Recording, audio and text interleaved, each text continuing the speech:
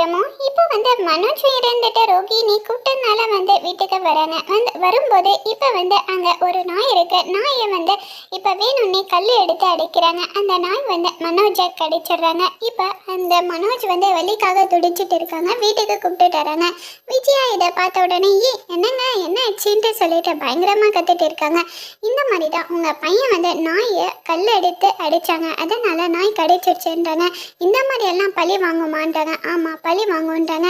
சீக்கிரமாக ஹாஸ்பிட்டல் போகலான்றாங்க. இல்லை நானே கூப்பிட்டு இருக்க வருவாங்கன்றாங்க. டாக்டர் வந்து வராங்க. வந்து உடனே இப்போ இருந்துட்டு இந்த நாய் வந்து கடிச்சிருக்கு, அதனால இன்ஜெக்ஷன் பண்ணாதான் ஆகும்ன்ட்டு சொல்லிட்டு இன்ஜெக்ஷன் பண்ணிட்டு இருக்காங்க.